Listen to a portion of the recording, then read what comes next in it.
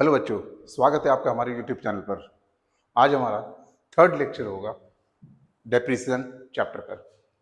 अगर आपने हमारा पहले की दो वीडियोस नहीं देखा है तो बच्चों मेरा सजेशन है, एडवाइस है, रिक्वेस्ट है कि प्लीज़ आप उसे पहले देख लो, ताकि इस आज वाले क्लास की क्लैरिटी आपको बहुत ज़्यादा मिलेगी। आज के क्लास में हम फिर कुछ क्वेश्चंस के थ्रू इस चैप्टर को ज़्यादा नज़दीक से समझेंगे। हालांकि ये चैप्टर थोड़ी बड़ी है, मैंने पहले ही बताया है, तो आपको प्रॉब्लम उसमें नहीं होने वाला है, क्योंकि हम उस पर ज़्यादा वीडियोस बनाने वाले हैं। आपको किसी तरह की कोई प्रॉब्लम नहीं होगी। हमारा एम है कि आपका कॉन्फिडेंस लेवल बिल्कुल हाई होना चाहिए। तो चलो आज की क्लास में हम शुरुआत करते हैं क्वेश्चंस के थ्रू इसको समझने की। सबसे पहले ये हमारा एक क्वेश्चन है।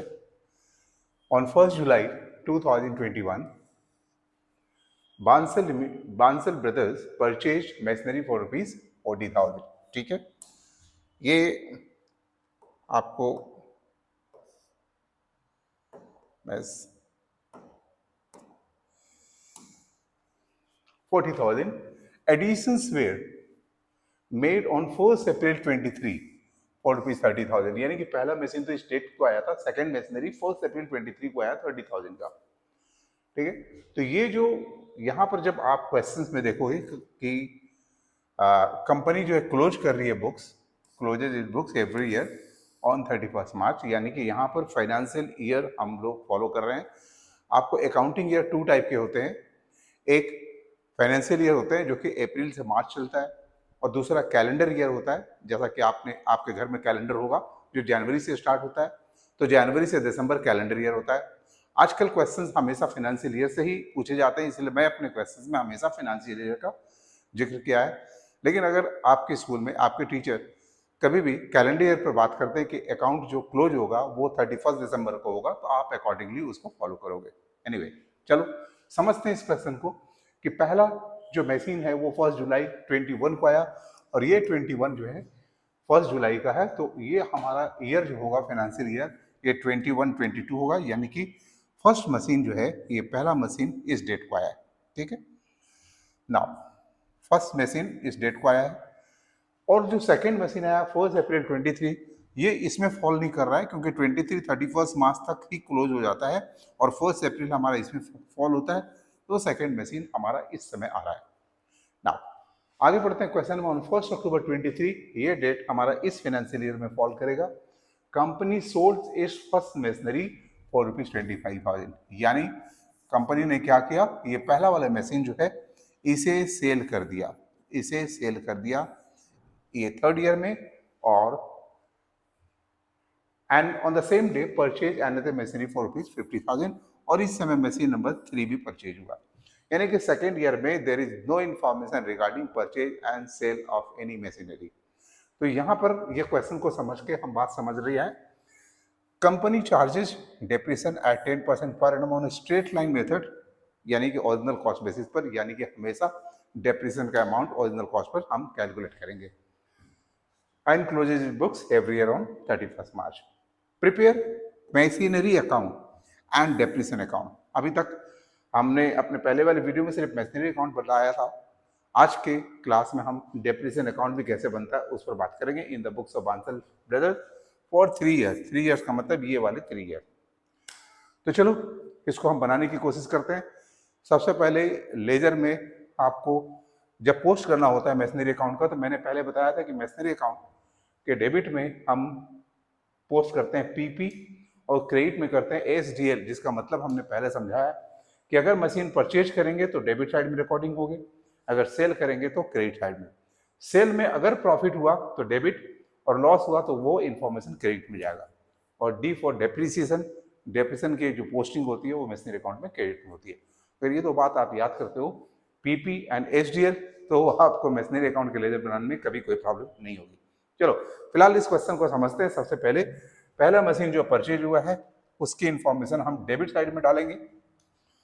1 जुलाई 2021 को to bank account 40,000,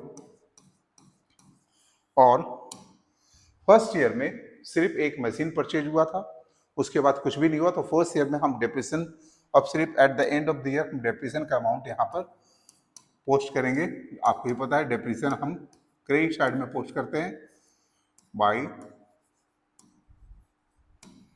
depreciation account.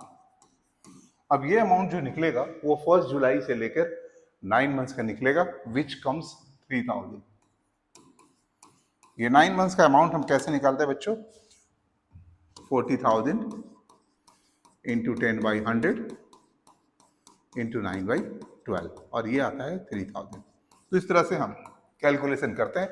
First year में सिर्फ एक मशीन परचेज हुआ था, डेप्रिसिएशन तो हमें हर साल निकालने होते हैं और इस साल सिर्फ एक ही मशीन है, तो एक मशीन के डेप्रिसिएशन हम निकाल रहे हैं जिसे हम पोस्ट कर रहे हैं क्रेडिट साइड में। और ये हमारा जो ईयर है हम इसको क्लोज करेंगे कैसे? दिस साइड ग्रेटर है और यहाँ कम है, जितना से कम है वो बैलेंसिंग अमाउंट को हम लिखेंगे by balance CD, this minus this 37,000 और इस तरह से हमारा ये क्लोज हो जाता है 40,000 से टोटल।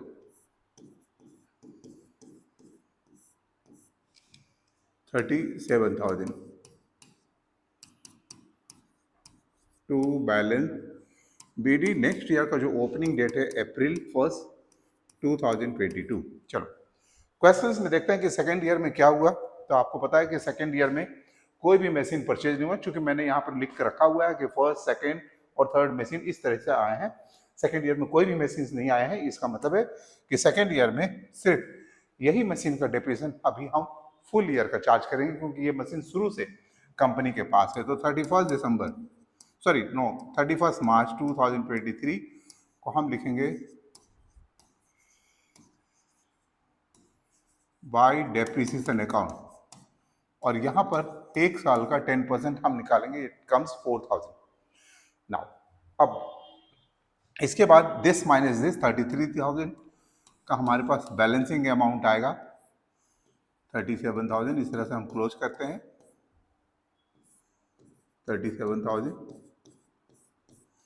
और यहाँ लिखेंगे 31 मार्च 2023 बाई बैलेंस CD। ठीक है, 31 मार्च 2023 33,000। तो देखा किस तरह से हम लोगों ने 2 साल का क्लियर कर लिया लेजर में 1 अप्रैल 2023। नाउ अभी हम क्वेश्चंस में देखेंगे कि हमने थर्ड ईयर में क्या काम किया। तो थर्ड ईयर में एक मशीन परचेज हुआ है। कब? थर्ड ईयर में, सॉरी, सबसे पहले तो 1 अक्टूबर को एक मशीन सेल हुआ है, फर्स्ट वाला, और सेम डे में मशीन परचेज हुआ है। यानी कि परचेज को हम डेबिट में लिखेंगे, सेल का इंफॉर्मेशन हम क्रेडिट में लिखेंगे। तो चलो इसे करके दिखाते हैं हम लोग। सबसे पहले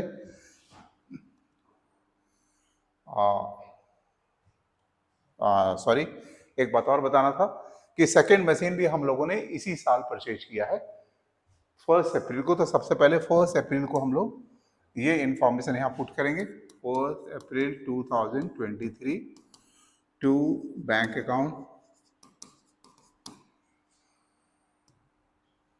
अमाउंट एक बार मैं चेक कर लूँ फिर से।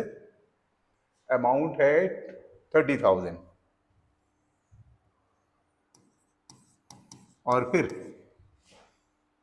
1 अक्टूबर 2023 को एक मशीन परचेज हुआ है 50,000 में।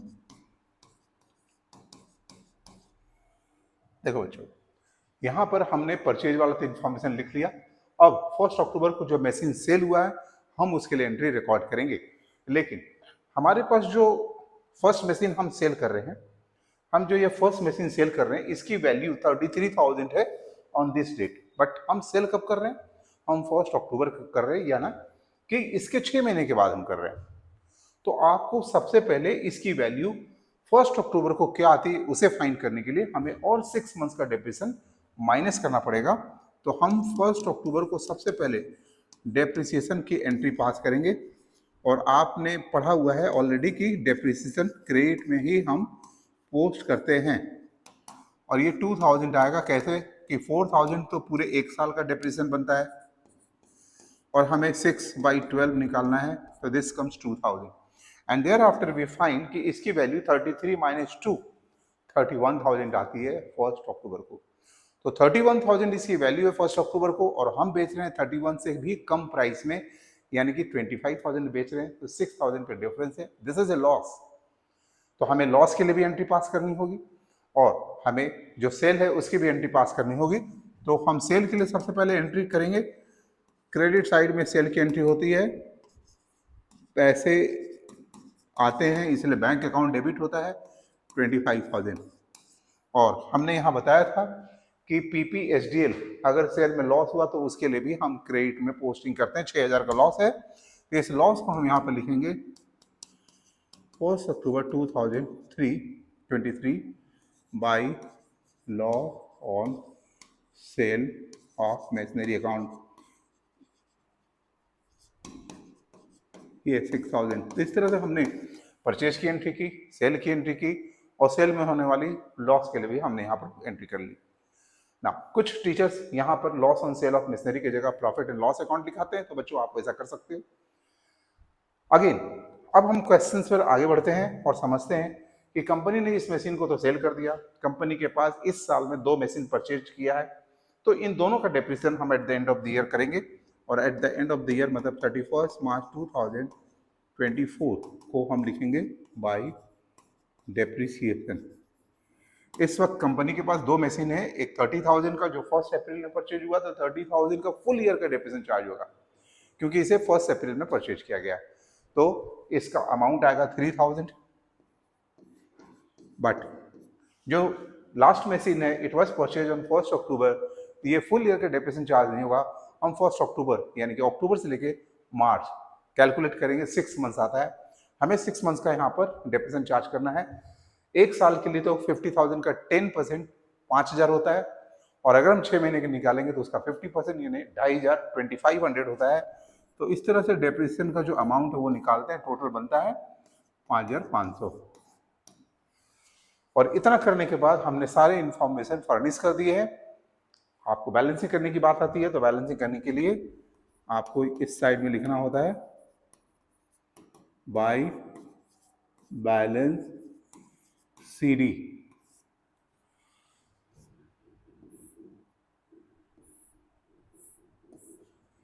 ठीक इस साइड में भी करेंगे। इसकी टोटल पहले कर ले हम लोग।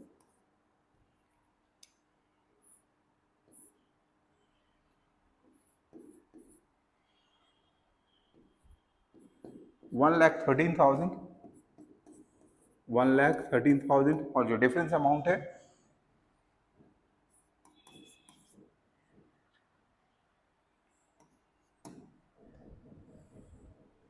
74,500।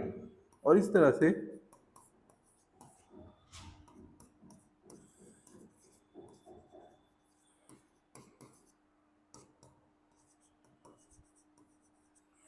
तो इस तरह से हमने बनाए मशीनरी अकाउंट। नाउ बात करते हैं कि अब इस क्वेश्चन का जो रिक्वायरमेंट है, आपको डेप्रिसिएशन अकाउंट भी आपको बनाना है। यहाँ पर लिखा है prepare machinery account and depreciation account. हमने जर्नल एंट्रीज कराया था डेप्रिसिएशन के लिए, डेप्रिसिएशन डेबिट टू असेट, यहाँ पर असेट की जगह हम मशीनरी डायरेक्ट लिखते हैं।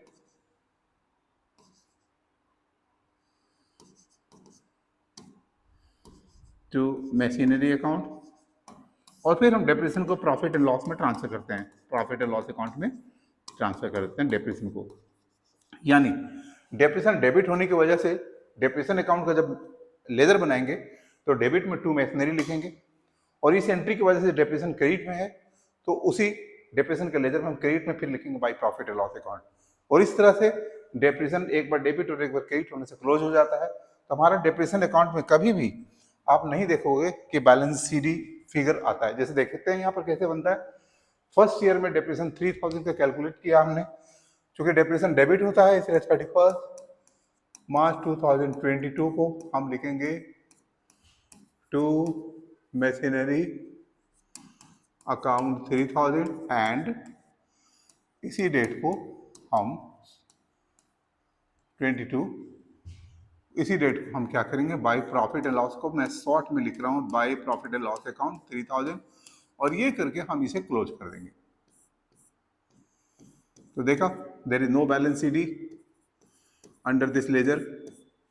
सेकेंड ईयर में जो डेप्रिसिएशन है हमने 4000 का कैलकुलेट किया था, तो बच्चों 4000 से हम सेकेंड ईयर का लास्ट डेट 31 मार्च 2023 में लिखेंगे टू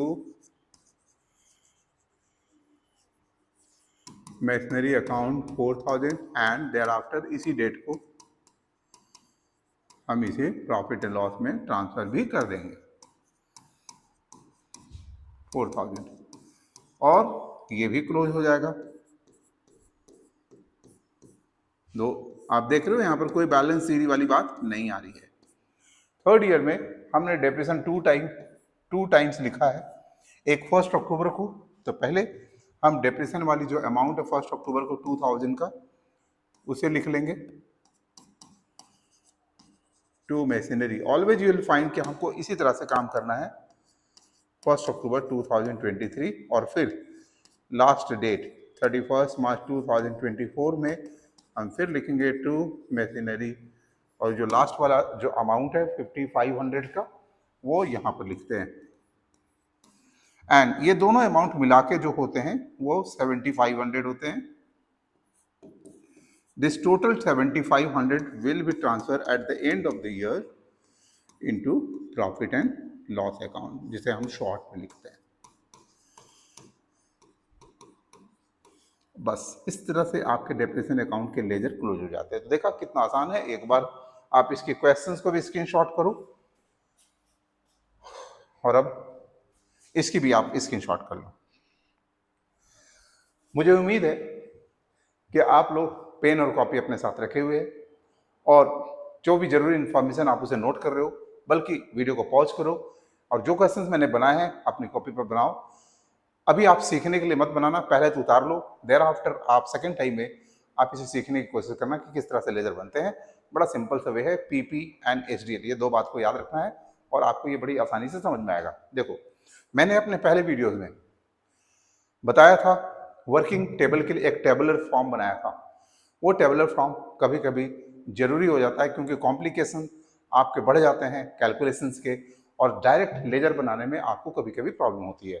तो हम अभी अगले क्वेश्चन के थ्रू वर्किंग टेबल बनाएंगे एक टेबुलर फॉर्म में, जो कि बड़ा आसान होता है। हम आगे की वीडियो में इसे करके और दिखाएंगे दोनों तरीके से, तो आपको समझ में आएगा कि हाँ टेबल बनाना ज़्यादा आसान है। चलो आगे बढ़ते हैं और समझते हैं नेक्स्ट क्वेश्चन को। हमारे सामने ये नेक्स्ट क्वेश्चन है। On 1 July 21 a company purchased a second hand machinery for rupees 46,000 and immediately spent rupees 4,000 on its erection। आपको पता है कि जब भी कोई असेट्स हम परचेज के लाते हैं, पुट टू यूज यानी जब तक हम यूज में नहीं लाते हैं उस समय तक जो भी एक्सपेंसेस इनकर होता है वो असेट का कॉस्ट में वो ऐड हो जाता है। जैसे सेकेंड हैंड मशीनरी हमने परचेज किया, उसको ओवरऑलिंग में अगर कुछ खर्चे किए, कुछ रिपेयर्स एंड मेंटेनेंस के नाम पर हमने खर्चे किए, उसको लाने में कुछ कैरेज लग गया, उसको एस्टैब्लिश कराने में कुछ पैसे लग गए, तो ये सारे चीज को हम ऐड करते हैं क्योंकि ये सारी काम करने के बाद ही तो मशीन को हम पुट टू यूज फॉर्म में लाते हैं। तो आपको वो सारे अमाउंट को ऐड करके उसके कॉस्ट को समझना चाहिए। जैसे इस क्वेश्चन में 46,000 एंड 4,000 ये दोनों अमाउंट मिलके 50,000 का मशीन हमने परचेज किया on this date.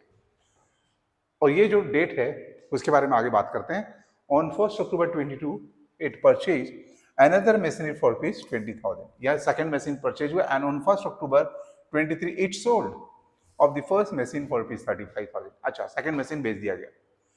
There after and about new machinery, फिर अगेन लास्ट क्वेश्चन के जैसा जिस दिन सेल हुआ उसी दिन एक दूसरी मशीनरी परचेज भी 50,000।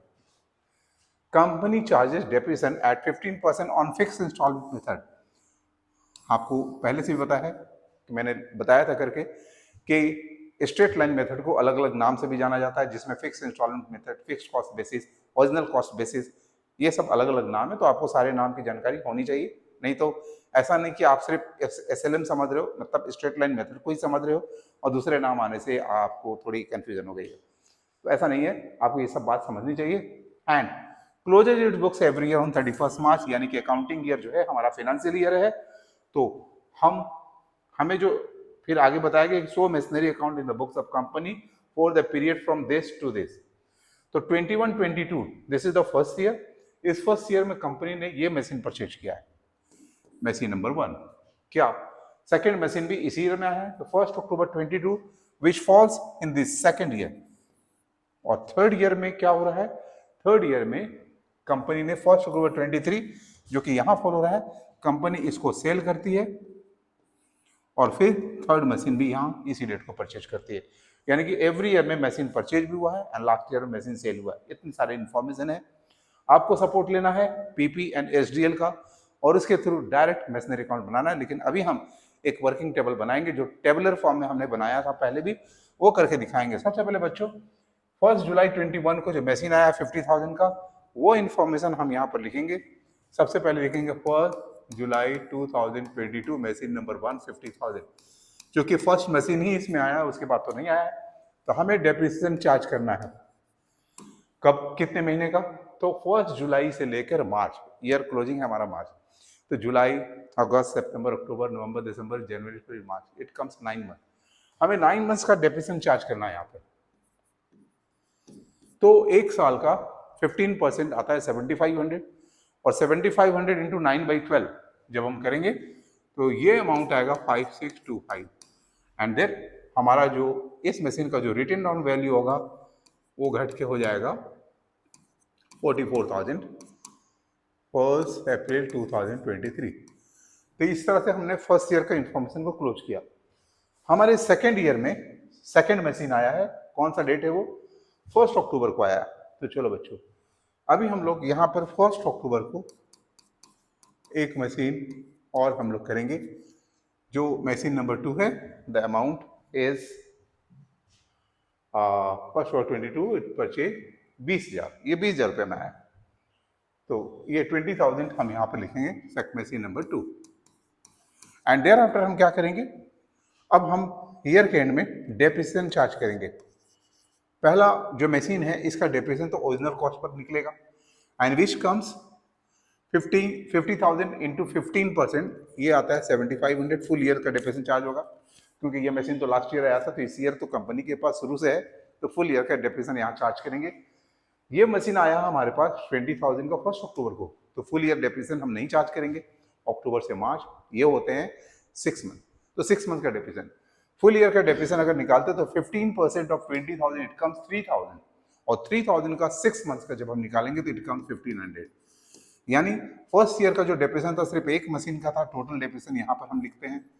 सेकेंड ईयर का जो डेप्रिसिएशन ये दोनों मिला के होते हैं 9,000, वो हम यहाँ पर लिखते हैं। इस तरह से हमारा वर्किंग टेबल तैयार हो जाता है, क्योंकि ये माइनस करने का काम आप डायरेक्ट लेजर में करते हो, कभी कभी इधर से और इस साइड में माइनस करके लिखना होता है, बैलेंस शीट में भी अलग अलग फिगर लिखने होते हैं, तो इसमें टाइम भी बढ़ जाता है, कंफ्यूजन बढ़ता है। कभी कभी बच्चे उसको अलग से भी करते हैं।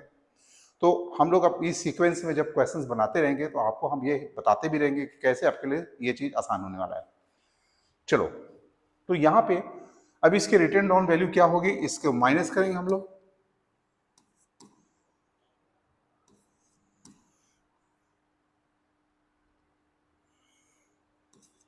$36,875 एंड ये वैल्यू है 1 अप्रैल 2020। मैंने क्वेश्चन एक बार देख लूँ, डेट में मेरी को कंफ्यूजन हो गई है। ये 21 था, मैंने उसे 22 लिख दिया है बच्चों, ये थोड़ा सा गड़बड़ था, और इस हिसाब से ये 22 होगा और ये 23 होगा। ठीक है, अब इसकी वैल्यू हो जाती है 18,500। चलो अब बात करते हैं कि थर्ड ईयर में क्या क्या हैपनिंग हुआ है। तो क्वेश्चंस को पढ़ते हैं। On 1 October 23 it sold of the first machine for ₹35,000। पहला मशीन को बेच दिया गया। तो चलो ये फर्स्ट मशीन जो है इसको बेचा गया है कब, क्या इस डेट को बेचा गया, नहीं, इसके 6 महीने के बाद। तो हमें डेप्रिसिएशन कैलकुलेट करना होगा और 6 मंथ्स का।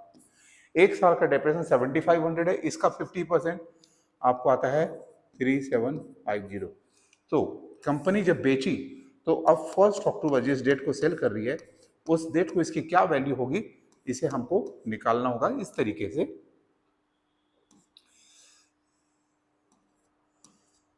और इस डेट को कंपनी ने एक और मेंशन कर दिया 50,000 को, तो आप साथ साथ इसी डेट में यहां पर भी लिख लो, तो आपको दोनों इन्फॉर्मेशन एक साथ हो गए। बात करते हैं कि सेल कितने में किया गया। तो क्वेश्चंस में सेल वाला इन्फॉर्मेशन है मशीनरी को बेचा गया है 35,000 में। चलो ये 35,000 हम सेल वाला अमाउंट यहां पर लिखेंगे। अब आप देख रहे हो जो बुक में वैल्यू रिटन डाउन वो कम है, उससे ज्यादा में कंपनी ने बेचा है, तो ये जो डिफरेंस अमाउंट आएगा ये कंपनी को प्रॉफिट हो रहा है। तो इस तरह से हमारा वर्किंग तैयार होता है यहाँ पे। और अब ईयर के एंड में हम लोग इस क्वेश्चन के हिसाब से जस्ट डेप्रिसिएशन निकालेंगे, और डेप्रिसिएशन ईयर के एंड में जो आएगा वो इसका तो नहीं निकलेगा क्योंकि ये तो है ही नहीं कंपनी के पास। इसके डेप्रिसिएशन ओरिजिनल कॉस्ट पे निकालेंगे। इसका 15% कम्स 3,000, इसका 15% 7,500 होता है, लेकिन ये 1 अक्टूबर को आया है तो हम एक साल का 7,500 यहाँ नहीं लिखेंगे, बल्कि अक्टूबर से मार्च सिर्फ 6 मंथ्स का हम यहाँ डेप्रिसिएशन लिखेंगे 3,750। तो इस बार जो डेप्रिसिएशन का टोटल अमाउंट आ रहा है वो 6,750 आ रहा है, और एक बार बीच में डेप्रिसिएशन यहाँ पर भी था। तो इस तरह से हमारा ये वर्किंग टेबल तैयार होता है बच्चों। ठीक है, यहाँ पर लिखेंगे 1 अप्रैल 2024। ये मशीन नहीं है, इसमें से इसको माइनस करेंगे 15,500 और इसे माइनस करेंगे 250। बस इस तरह से हमारा ये वर्किंग टेबल तैयार होता है। स्क्रीनशॉट आप बाद में कर लेना क्योंकि अभी हम यहाँ पर जो लेजर में पोस्टिंग है वो करके दिखाएंगे। देखो क्वेश्चंस को देख के हमने पहले वर्किंग टेबल बनाया, अब आपको क्वेश्चन देखने की दोबारा जरूरत नहीं है। आप वर्किंग टेबल को देखो और डायरेक्ट पोस्टिंग करो on the basis PPSDL। PP मतलब परचेज, और प्रॉफिट के केस में डेबिट में होगा। SDL में सेल अगर है तो क्रेडिट, डेप्रिसिएशन है क्रेडिट, लॉस अगर हुआ है तो क्रेडिट। ये दो बात आपको, ये 5 आइटम्स को आपको देखना है। और देखो इस क्वेश्चन को कैसे बनाते बड़ा आसानी से। आपको फर्स्ट ईयर का इंफॉर्मेशन आपके वर्किंग टेबल में यहाँ पर ये दो इंफॉर्मेशन है, ये P का है और ये D का है। तो P डेबिट में जाता है और D क्रेडिट में जाता है, तो आप बस डायरेक्ट वहां लिख दो। आपको ज्यादा कन्फ्यूज, P है डेबिट में लिखो 1 जुलाई 2021 टू बैंक अकाउंट 50,000।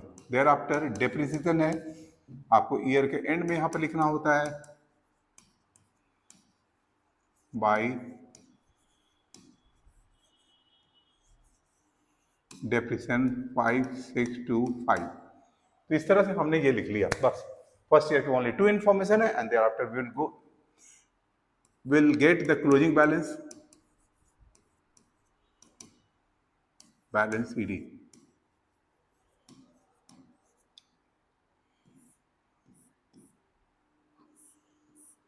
50,000 अब इसमें से माइनस करेंगे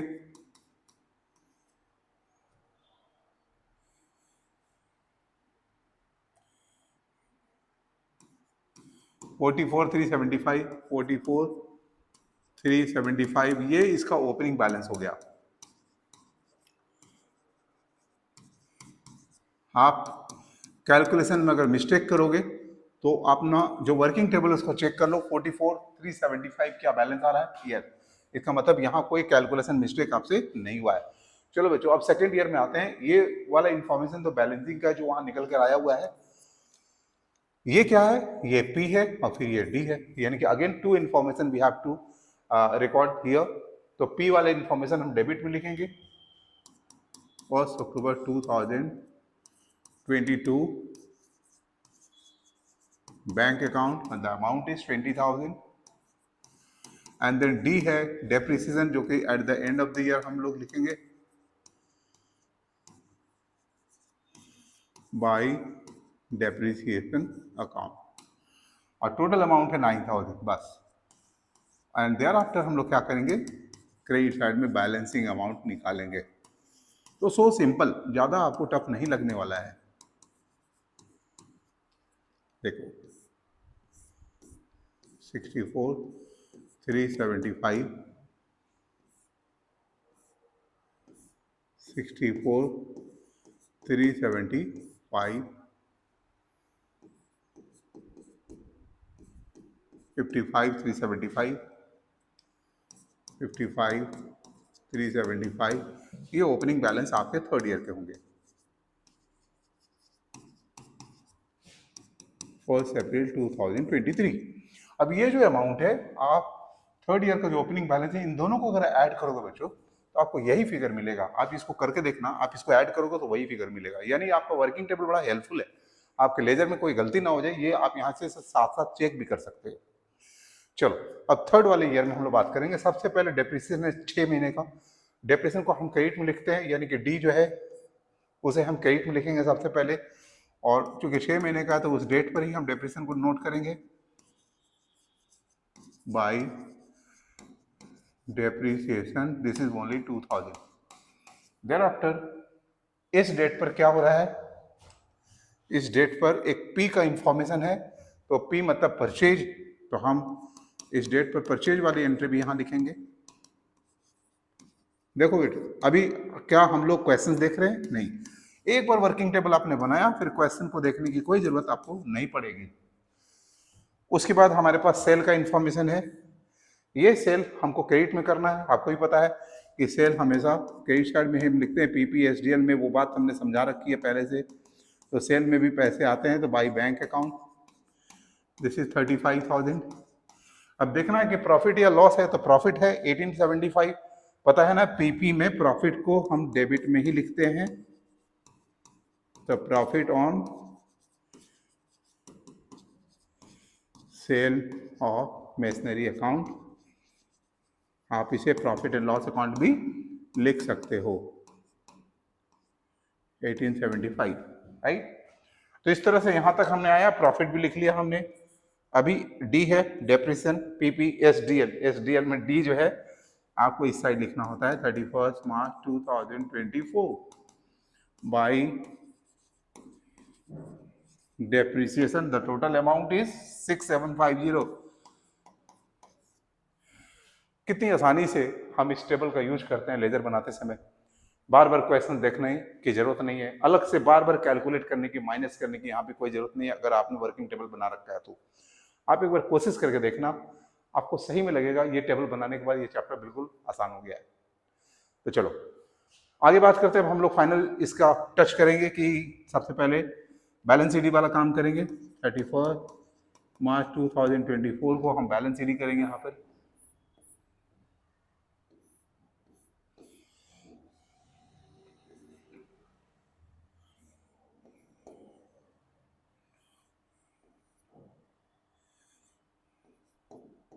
one zero seven two five zero 107250। अब हम इसे बैलेंस करने का काम करते हैं यहाँ पे। तो हमें करना क्या होता है कि इसमें से डायरेक्ट इसे माइनस कर देना होता। आप अलग से भी टोटल करके माइनस कर सकते हो, लेकिन हम तो डायरेक्ट कर देंगे। एक जगह कुछ गड़बड़ है। अच्छा, ये 3750 था, यहाँ 3750 मैंने नहीं लिखा, और यहाँ पर 2000 मैंने पिछले वाले क्वेश्चन का लिख दिया था। तो चलो इसको पहले करेक्ट करते हैं एंड देयर आफ्टर हम देखते हैं कि इसकी बैलेंसिंग क्या आती है। ठीक है, चलो 5